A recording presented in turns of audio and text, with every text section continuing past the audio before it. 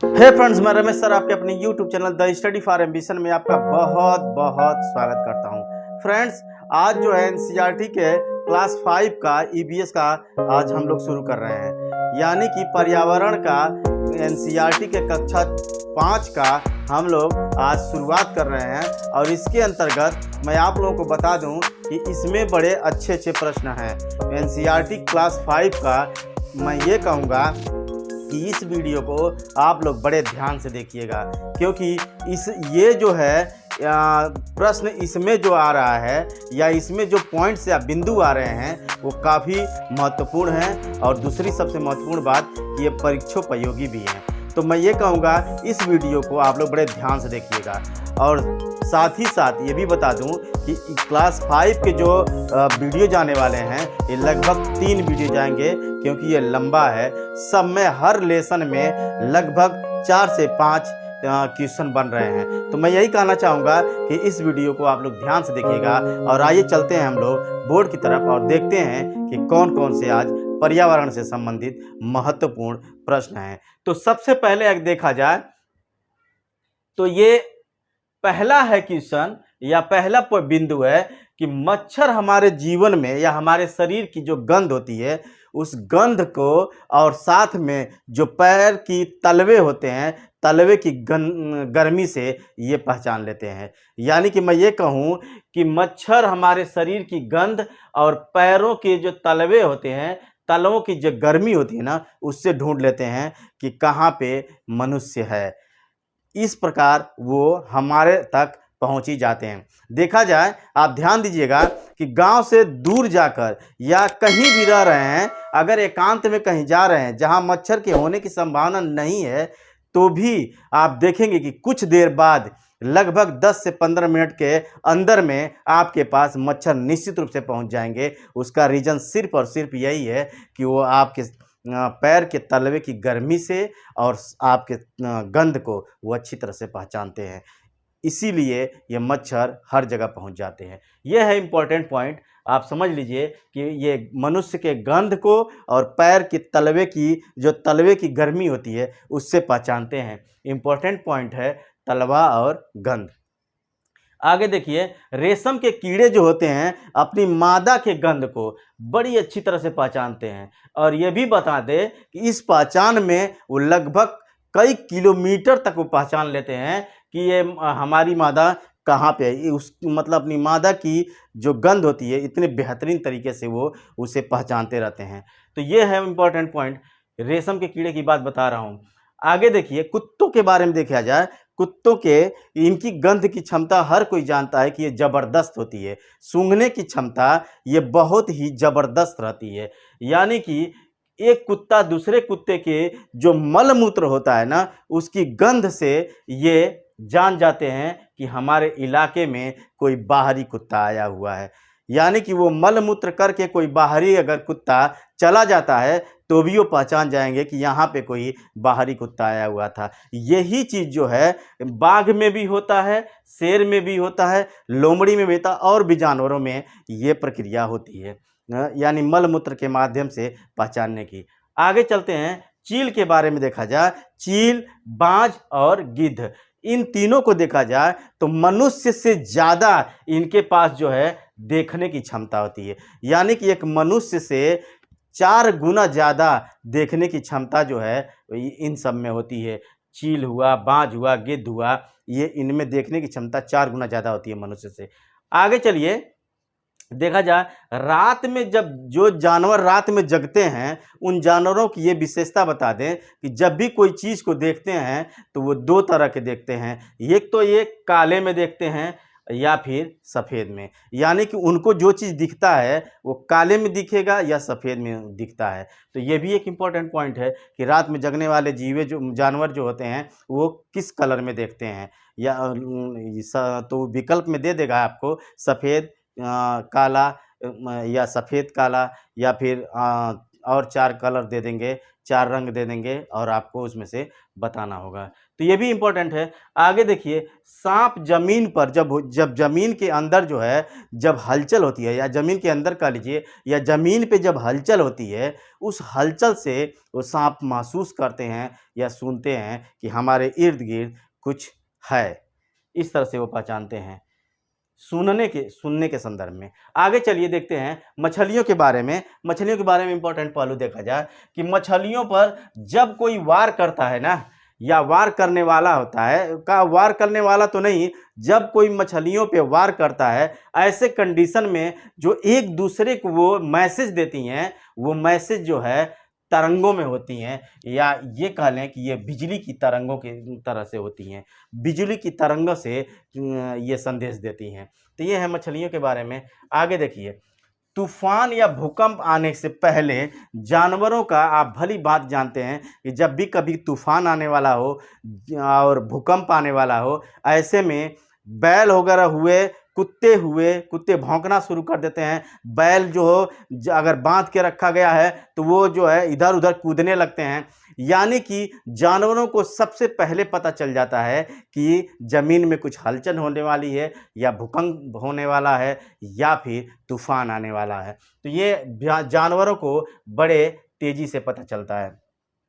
आगे देखिए कि 2002 में जब सुनामी आया था, तो उस समय की घटना बता रहे हैं इसी बिहाफ पे कि जानवरों के माध्यम से अंडमान निकोबार के जो वहाँ पे आदिवासी रहा करते थे, वो आदिवासी कुछ समय पहले ही पूरे जंगल को वो छोड़ दिए, क्योंकि वहाँ के जो जानवर थे वो हलचल करने लगे और वो अलग अलग तरह के वो अपने व्यवहार करने लगे, जिसको अच्छी तरह से जो है वहाँ के आदिवासी समझते थे। इसीलिए वो बहुत समय से उस जंगल को छोड़ दिए, जिससे कि उनकी जान बच गई। तो ये भी है एक बहुत बड़ा इंडिकेटर कि मतलब अगर सुनामी वगैरह आने वाला है, तूफान आने वाला, भूकंप आने वाला है, तो जानवरों के माध्यम से जानकारी बड़ी अच्छी तरह से पता चल जाती है।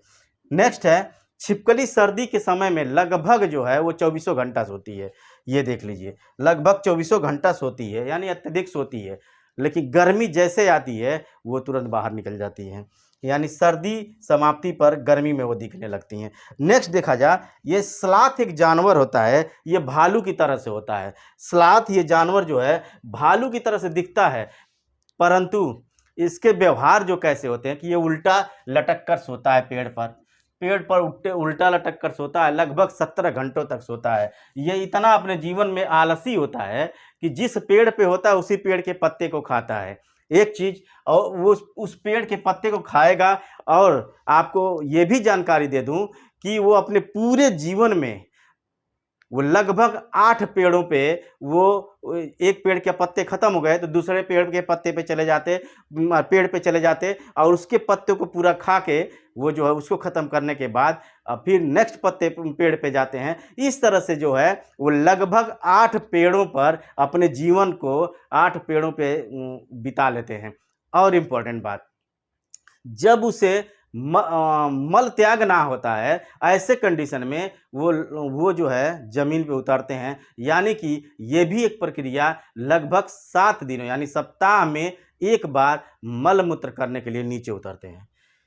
इस प्रकार पूरे जीवन में 8 बार ये पेड़ों को घूम घूम कर खाता पीता है और सप्ताह में एक बार जो है शौच करने के लिए पेड़ से उतरता है। ये हो गया। अब इम्पोर्टेंट देख लिया जाए कि एक जानवर जो है एक दिन में कितना घंटा सोता है। एक जानवरों के मैं नाम बता दे रहा हूँ। जैसे गाय हुआ, गाय, अजगर, जिराफ और बिल्ली।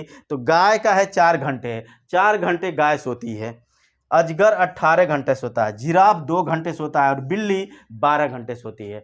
ये है इनका, यानी कि इसे समझ लीजिएगा, गाय, अजगर, जिराफ और बिल्ली 4 घंटा गाय, 18 घंटा अजगर, 2 घंटा जिराफ और 12 घंटा बिल्ली सोती है। आगे चलिए देखते हैं, बाघ के बारे में कुछ जानकारी ले ली जाए। बाघ जो है अंधेरे में मनुष्य से लगभग 6 गुना अधिक देखता है, मनुष्य से लगभग 6 गुना वो अधिक देखता है। बाघ भी अपने मूत्र के माध्यम से ही वो पहचानता है, मूत्र की गंध से ही वो जो है मूत्र की गंध छोड़ता है और उसी के माध्यम से पहचानता भी है। और ये दूरी जो है ना कई किलोमीटर में होती है, ये ज़्यादा होती है दूरी, ये नहीं कि थोड़ी दूर तक ही मतलब ये समझ जाएंगे, ये गंध बहुत दूर तक वो समझ लेते हैं। नेक्स्ट है, ये एक दूसरे की गंध से ही मतलब एक दूसरे को पहचानते हैं, बता ही दिया मैं। अच्छा नेक्स्ट देखिए, रात में बाघ की जब बाघ जो है ना रात में बैठा हो, सोया हो या जिस अवस्था में हो, उसकी जो मूंछ होती है ना, वो मूंछ जो है हवा की जो गति होती है उससे जो है वो पहचान लेते हैं उस कंपन से कि यहाँ आसपास कोई शिकार है और वो शिकार कौन सा है, यहाँ तक हम पहचान लेते हैं और उस दिशा में वो अपना शुरुआत कर देते हैं शिकार को पकड़ने की। तो ये रहा बाघ के बारे में। एक और जानकारी है कि बाघ जब गुर्राता है ना तो लगभग जो है वो 3 किलोमीटर दूरी तक उसका गुर्राहट जाती है, ये सुना जा सकता है 3 किलोमीटर।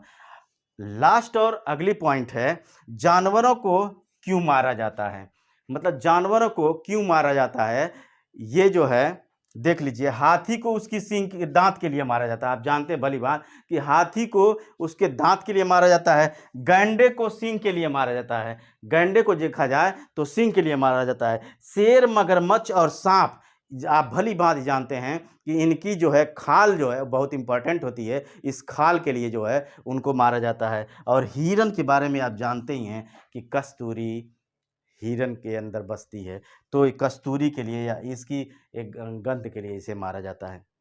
यद्यपि बहुत लोग हैं ऐसे जो खाने के लिए भी मारते हैं, तो ये डजेंट मैटर है। ये देखिए आप 3 और 4 के जो क्लास के मैं जो ईवीएस का बताया था, उसमें जो है आप लोगों को बड़े ईजी और ऐसे सवाल और पॉइंट्स बिंदु थे जो बहुत ही ईजी था और आप लोग मैक्सिमम लोग जानते थे। लेकिन ये जब 5 का बताया हूँ मैं, तो आप लोगों को समझ में आ गया होगा कि इसमें जो है ये कक्षा 5 का जो ईवीएस का है महत्वपूर्ण है और ऐसे प्रश्न हैं जिसे आप जानते भी नहीं हैं, सुने भी नहीं होंगे। तो ये जो है वीडियो बहुत महत्वपूर्ण है, लगभग इसका 3 वीडियो बनेगा ऐसे ही, क्योंकि ये हर लेसन से मैं बताया, हर लेसन से लगभग 5 से 6 प्रश्न बन रहे हैं। तो ये इम्पोर्टेंट है, इसे आप लोग ध्यान से देखिएगा और इसे ये आत्मसात भी कीजिएगा, क्योंकि ये निश्चित जानिए कि प्रश्न यहाँ से फंसेंगे ही और प्रश्न पूछे जाते ही हैं। और टेट, सुपर टेट में तो निश्चित जानिए कि इससे प्रश्न आएंगे ही। तो ये वीडियो को आप लोग देखने के साथ साथ लाइक से सब्सक्राइब करिएगा, क्योंकि मुझे भी इसकी आवश्यकता है और आप लोगों को भी आवश्यकता है। बेल आइकन प्रेस करिएगा क्योंकि आप तक मिले, और सब्सक्राइब और शेयर जरूर कीजिएगा ताकि मुझे भी मोटिवेशन मिल सके। बहुत बहुत धन्यवाद।